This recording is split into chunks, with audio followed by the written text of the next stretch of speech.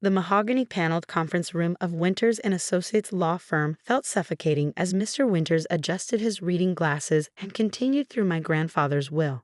Outside, Seattle's perpetual drizzle tapped against the windows, providing a fitting soundtrack to what was becoming the most uncomfortable family gathering since last Thanksgiving's disaster. To my grandson, Derek James Harrison, I leave Harrison Construction Company, all associated assets, equipment, and contracts currently valued at approximately $12 million. My brother Derek's face split into a self-satisfied grin as he straightened his designer tie. At 35, he was every inch our father's son, ambitious, calculating, and perpetually focused on the bottom line. He'd been working at the family construction business since college, methodically positioning himself as Grandpa William's successor. And to my granddaughter, Sarah Elizabeth Harrison, Mr. Winters continued, glancing at me over his glasses, I leave my property in Mason County, including the farmhouse, all structures thereon, and the surrounding 300 acres. A heavy silence fell over the room. My parents exchanged meaningful glances across the table while my Aunt Martha covered her mouth to hide what I suspected was a pitying smile. That's it? I asked, unable to keep the confusion from my voice. The old farm? Mr. Winters nodded, folding the document. That concludes the distribution of major assets.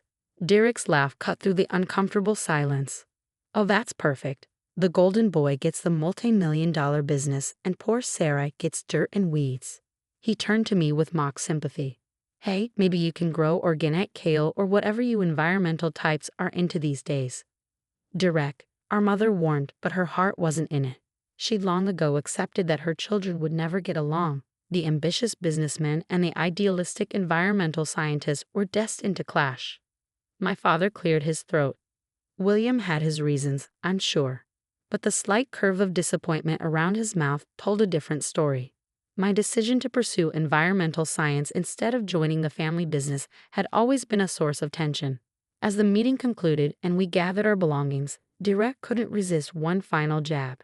Enjoy your dirt, sis. Though I'd sell quickly if I were you, property taxes are a killer. I could offer you, say, 50 grand. Save you the hassle of listing it. That's generous, I replied coolly, considering you just called it worthless dirt. He shrugged. Sentimental value. I learned to drive on that property after all. I think I'll hold on to it for now, I said, though in truth, I had no idea what I would do with 300 acres of neglected farmland. At 32, with student loans still looming and a research position that barely covered my Seattle apartment, taking on a dilapidated property wasn't exactly in my financial plan. Outside the law firm, my parents caught up with me, their expressions a mixture of concern and resignation. Sarah, my mother began cautiously, we know this must be disappointing. It's fine, I assured her, though it wasn't. After helping care for Grandpa during his final years, spending weekends reading to him and managing his medications when everyone else was too busy, the inheritance felt like a final confirmation that my path had been a disappointment to him too. The farm has been in the family for generations, my father added, as if that somehow balanced the scales. William always loved that land, even if it hasn't been profitable in decades. I understand, I said, not understanding at all. I should get back to the lab. As I walked away, I heard Derek call out to our parents. Dinner at Sullivan's. We should celebrate properly. Underscore underscore underscore underscore underscore underscore underscore underscore underscore underscore underscore underscore underscore underscore underscore underscore. 3 weeks later, I finally made the drive to Mason County to inspect my inheritance.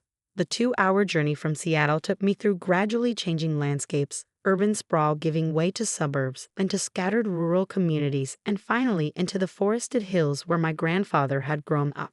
The property was accessed via a long gravel road that hadn't seen maintenance in years. My modest Subaru bounced through potholes until the farmhouse came into view, a 2-story white clapboard structure that had once been charming but now sagged with neglect. Behind it stood a massive red barn, its paint faded to a dull rusty brown, and beyond that, acres of overgrown fields stretched to the tree line of the Olympic Mountains. Inside, the farmhouse was surprisingly clean, if dated. Grandpa had moved to Seattle 10 years earlier for medical care, but it seemed someone had maintained basic upkeep. The furniture was draped with sheets, the pipes still worked, and the electricity came on when I flipped the switches. In the kitchen, a folded note sat on the counter, addressed to me in my grandfather's shaky handwriting. Sarah, if you're reading this, I've moved on to whatever comes next, and you've inherited what most of the family considers a worthless burden. They're wrong. This land has been in our family since 1890. Your great-great-grandfather didn't choose it for farming, though we did that too. He chose it for what lies beneath. The key in the envelope opens the locked cabinet in my study. Start there. I'm sorry I couldn't tell you while I was alive. There were complications, legal matters, and old promises to consider. But you, with your scientific mind and ethical heart, are the right Harrison for this legacy. Love, Grandpa William. My hands trembled as I opened the small envelope paper clipped to the note, finding an old brass key inside. Grandpa's study was at the back of the house, overlooking what had once been an orchard. The locked cabinet turned out to be an antique roll-top desk in the corner. Inside, I found several folders containing geological surveys dating back to the 1950s, land use restrictions, mineral rights documentation, and correspondence with various mining companies, all rejected by my grandfather. Most intriguingly, I discovered a recent environmental impact study commissioned just 6 months before his death. The technical language was familiar to me through my work, but the implications took my breath away. Preliminary testing suggested significant lithium deposits throughout the property, potentially one of the largest domestic reserves in the country. With the exploding demand for batteries in electric vehicles and renewable energy storage, such deposits had become increasingly valuable. But Grandpa had apparently refused all offers to develop the land.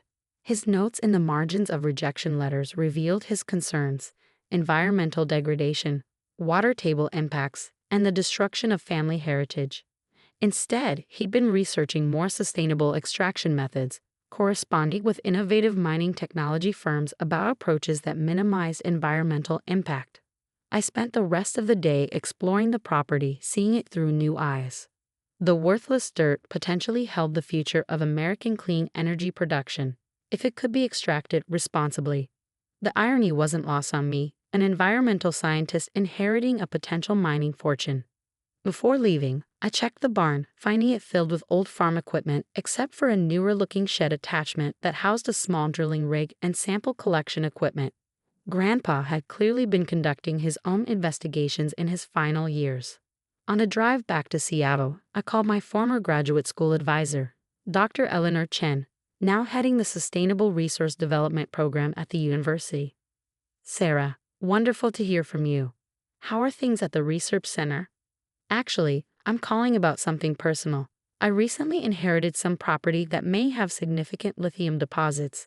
I need advice on next steps, particularly how to verify the findings and explore environmentally responsible development options. Her surprise was evident. That's unexpected, but you've certainly called the right person. Let's meet tomorrow. Underscore underscore underscore underscore underscore underscore underscore underscore underscore underscore underscore underscore underscore underscore underscore underscore. The next 2 months were a whirlwind of activity. With Dr. Chen's guidance, I assembled a team of experts: geologists, environmental impact specialists, mining engineers focused on sustainable practices, and water resource managers. Under strict confidentiality agreements, they conducted comprehensive testing throughout the property. I took a leave of absence from my research position, moving temporarily into the farmhouse. Each day brought new discoveries as we mapped the extent of the deposits and analyzed their quality. I spent evenings poring over Grandpa's notes, understanding his vision for the land. Not preservation through neglect, but responsible stewardship that balanced economic opportunity with environmental protection. When Direct called to renew his offer for the property, now up to $75,000, I politely declined. "Come on, Sarah," he pressed. "That place is falling apart. The maintenance alone will bankrupt you on your researcher's salary." "I'm managing," I replied vaguely. "It's peaceful here." "Playing farmer isn't going to advance your career," he scoffed. "But hey, it's your midlife crisis. Let me know when reality sets in." I didn't bother correcting him about my age or explaining that I'd never been more focused on reality, specifically, the geological reality beneath the worthless dirt he was so eager to acquire cheaply. By the end of the second month, we had our answer. The preliminary findings had, if anything, underestimated the deposit's significance. My lawyer, Anita Desai, called with the final assessment. "Sarah, the report is complete," she said, her normally measured voice tinged with excitement. "Your land sits on what appears to be the largest lithium deposit in North America. Conservative estimates value the mining rights at approximately $340 million. I sat down hard on Grandpa's porch swing, watching the sunset over fields that had suddenly become some of the most valuable real estate in the country. I don't even know what to say." "There's more," Anita continued. "Given the deposit's strategic importance for domestic battery production, multiple companies are already expressing interest. The sustainable extraction methods you've been researching with Dr. Chen's team make this particularly attractive for companies with ESG commitments." "What's the next step?" I asked, still processing the figure, $340 million. "We need to determine your priorities. Selling the rights outright would bring the fastest return but least control over development methods. A joint venture partnership would reduce immediate profits but give you influence over extraction practices and environmental protections." The decision was easy. Joint venture. I want control over how this deposit is developed. Environmental protection has to be central to any agreement. "I thought you'd say that," Anita replied with approval. "I'll start drafting partnership criteria. Also, Sarah, you should prepare yourself for family reactions. News like this rarely stays contained for long. Underscore underscore underscore underscore underscore underscore underscore underscore underscore underscore underscore underscore underscore underscore underscore underscore." She was right. Despite our confidentiality agreements, rumors began circulating in the mining industry within weeks. Then came the call I'd been expecting and dreading in equal measure. "Is it true?" Derek demanded without preamble. "The old farm is sitting on lithium?" "Hello to you too, Derek. Don't play games, Sarah. Half the construction industry is talking about a major lithium find in Mason County on old Harrison land. That's Grandpa's farm, isn't it?" I took a deep breath. "Yes, it's true. We've confirmed substantial lithium deposits throughout the property." His laugh held none of the mockery from the will reading. "Unbelievable. The old man must have known. That crafty son of a—" "He did know," I interrupted. "He'd been researching it for years, looking for ways to extract it without environmental devastation." "Well, that's not a concern anymore," Derek said dismissively. "Listen, we need to talk about development plans. Harrison Construction could handle the initial site prep. I know some people at Western Mining could make excellent partners." "I've already assembled a development team," I replied. "We're focusing on partners committed to environmentally responsible extraction methods." A pause. "Sarah, be reasonable. This is a business decision, not an environmental crusade. Western Mining has the resources to maximize your return. And a terrible environmental record. 3 EPA violations in the past 5 years. Minor technicalities," he scoffed. "Don't be naive. This is how the industry works." "Not this project," I said firmly. "Grandpa left the land to me for a reason. He trusted me to develop it responsibly. Or maybe he just didn't know what he was sitting on," Derek countered, his voice hardening. "Either way, we're family. We should approach this together. Like you included me in Harrison Construction." Another pause. "That's different. You chose your environmental science path over the family business. And now my environmental science expertise is exactly what's needed to develop this resource properly. Funny how things work out." Before he could respond, I added, "I need to go. My meeting with Sustainable Minerals Alliance starts in 20 minutes. Their extraction technology reduces water usage by 80% compared to traditional methods." "This discussion isn't over," Derek warned. "It never is with family," I agreed. Underscore underscore underscore underscore underscore underscore underscore underscore underscore underscore underscore underscore underscore underscore underscore underscore. The family dynamics exploded the following weekend when my parents insisted on a dinner to discuss recent developments. They chose an upscale Seattle restaurant, neutral territory for what promised to be a tense conversation. My father spoke first after the appetizers arrived. "Sarah, we're concerned about how you're handling this situation. Major mineral development requires experienced partners." "I have experienced partners," I replied. Dr. Chen's team includes some of the top minds in sustainable resource development. Academic partners, my mother clarified with a dismissive wave. Your brother has connections with established industry leaders. Derek leaned forward. Western Mining is prepared to make an offer that would allow family oversight of the project. We could create a new division of Harrison Construction focused on resource development. I took a sip of water, choosing my words carefully. I appreciate the interest, but I've already signed a letter of intent with Sustainable Minerals Alliance. Their extraction technology allows for minimal surface disruption and significantly reduced chemical processing. You what? Derek's voice rose enough to draw glances from nearby tables. Without consulting the family. The property is my inheritance, I reminded him. Just like Harrison Construction is yours. That's entirely different, my father interjected. The construction company has always been a family enterprise. One that never offered me a meaningful role, I pointed out. My mother sighed. Sarah, you chose environmental science. What position could they possibly have offered you? Environmental Compliance Officer? Sustainability Director? Green Building Initiative Lead? I suggested. But that was never discussed because my interests didn't align with the Harrison Construction tradition of maximizing profits regardless of environmental impact. Derek's face reddened. Our projects meet all regulatory requirements. Barely, and often after revisions forced by inspection failures. My father intervened before Derek could respond. Let's stay focused. Sarah, the family should have a stake in this development. It's Harrison land. It's my land, I corrected gently, left specifically to me by Grandpa, because he didn't know, Derek began. He knew exactly what was there, I interrupted, pulling a folder from my bag and sliding it across the table. These are Grandpa's personal notes and surveys going back decades. He rejected multiple development offers because the technology wasn't ready for environmentally responsible extraction. My parents examined the documents with growing surprise while Derek skimmed impatiently. The last entry is from 3 months before he died, I continued. It mentions me specifically. Sarah's background makes her uniquely qualified to manage this resource properly. The land must go to her alone. Silence fell over the table as the implications sank in. My grandfather hadn't overlooked me in his will. He'd entrusted me with his most valuable asset precisely because of the path I'd chosen. I don't understand, my mother finally said. If William knew about this wealth, why keep it secret? Why let everyone believe the farm was worthless? Because he valued responsible stewardship over quick profit, I explained.